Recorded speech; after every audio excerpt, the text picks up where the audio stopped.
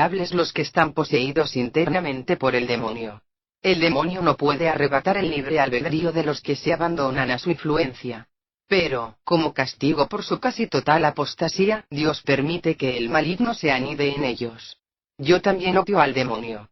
Sin embargo, me gusta, porque trata de arruinarlos a todos ustedes, él y sus secuaces, los ángeles que cayeron con él desde el principio de los tiempos. Son millones, vagando por la tierra. Innumerables como enjambres de moscas. Ustedes no los perciben. A los réprobos no nos incumbe tentar, eso les corresponde a los espíritus caídos. Cada vez que arrastran una nueva alma al fondo del infierno, aumentan aún más sus tormentos. Pero, ¿de qué no es capaz el odio? Aunque andaba por caminos tortuosos, Dios me buscaba. Yo preparaba el camino para la gracia, con actos de caridad natural, que hacía muchas veces por una inclinación de mi temperamento. A veces, Dios me atraía a una iglesia. Allí, sentía una cierta nostalgia. Cuando cuidaba a mi madre enferma, a pesar de mi trabajo en la oficina durante el día, haciendo un sacrificio de verdad, los atractivos de Dios actuaban poderosamente. Una vez fue en la capilla del hospital, a donde me llevaste durante el descanso del mediodía. Quedé tan impresionada, que estuve solo a un paso de mi conversión. Lloraba. Pero, enseguida, llegaba el placer del mundo, derramándose como un torrente sobre la gracia. Las espinas ahogaron el trigo. Con la explicación de que la religión es sentimentalismo, como siempre se decía en la oficina, rechacé también esta gracia, como todas las otras. En otra ocasión, me llamaste la atención porque, en lugar de una genuflexión hasta el piso, hice solamente una ligera inclinación con la cabeza.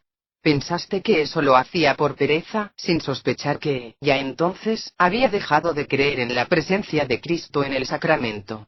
Ahora creo, aunque solo materialmente, tal como se cree en la tempestad, cuyas señales y efectos se perciben. En este interín, me había fabricado mi propia religión.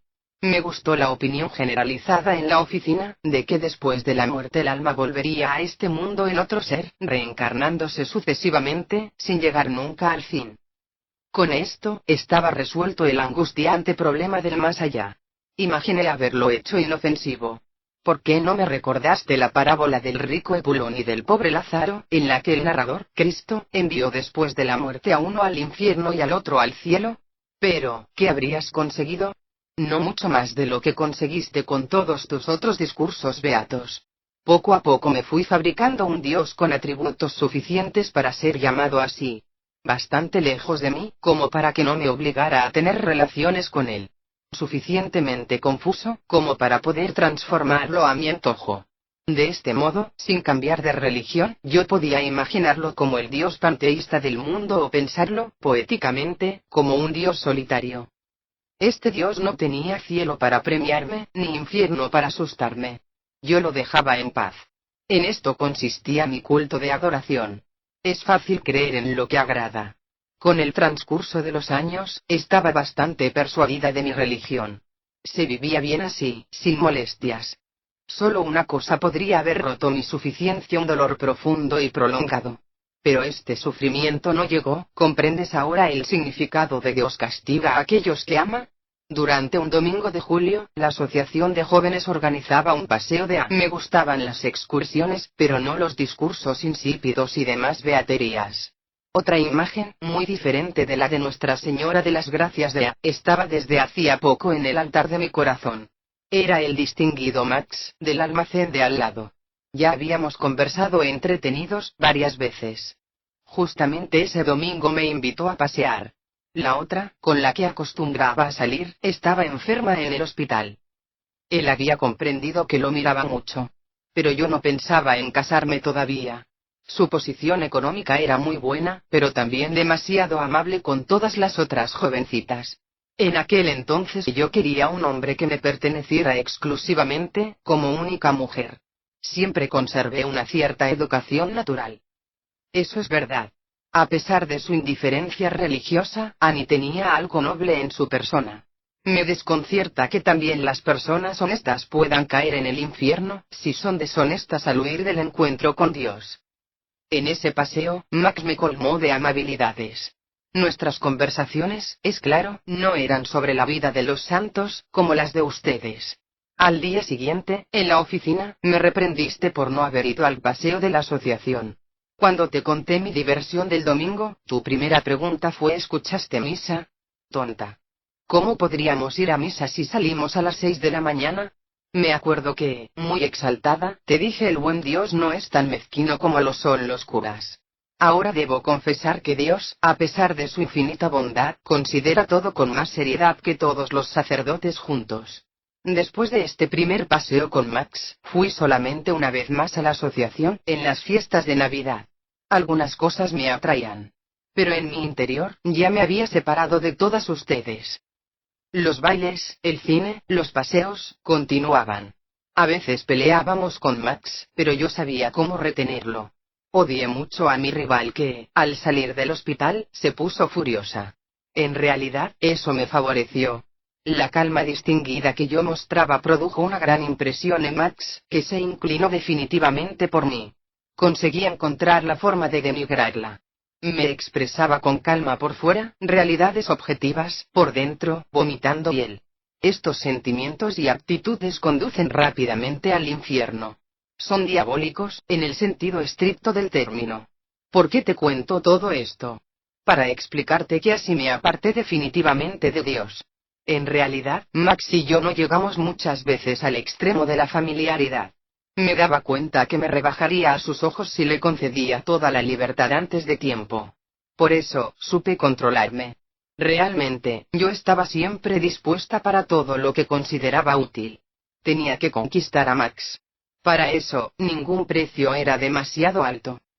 Nos fuimos amando poco a poco, porque ambos teníamos valiosas cualidades que podíamos apreciar mutuamente. Yo era habilidosa, eficiente, de trato agradable. Retuve a Max con firmeza y conseguí, al menos durante los últimos meses antes del casamiento, ser la única que lo poseía.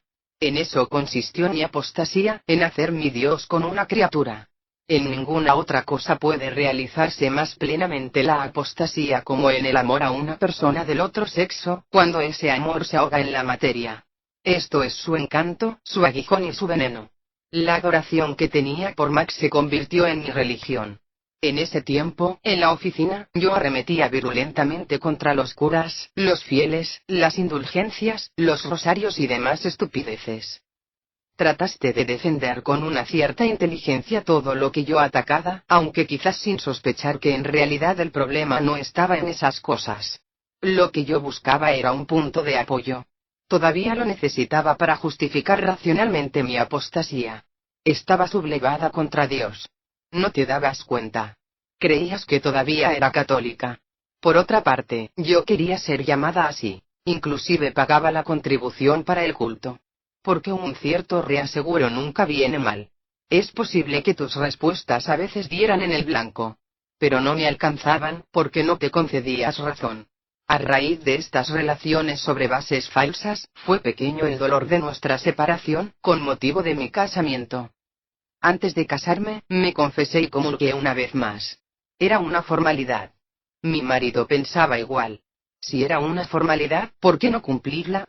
Ustedes dicen que una comunión así es indigna. Bien, después de esa comunión indigna, logré un cierto sosiego en mi conciencia. Esa comunión fue la última. Nuestra vida conyugal transcurría, en general, en armonía. En casi todos los puntos teníamos la misma opinión.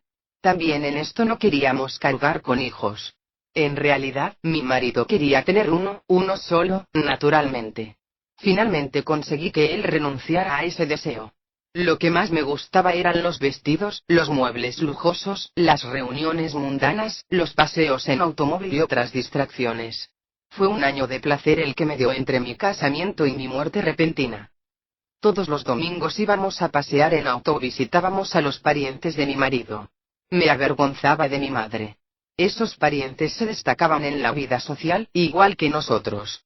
Pero en mi interior, sin embargo, nunca fui feliz. Había algo indeterminado que me corroía. Mi deseo era que, al llegar la muerte, la que sin duda demoraría mucho todavía, todo acabara. Ocurría tal como yo lo había escuchado de niña, durante una plática: Dios recompensa en este mundo toda obra buena que se haga.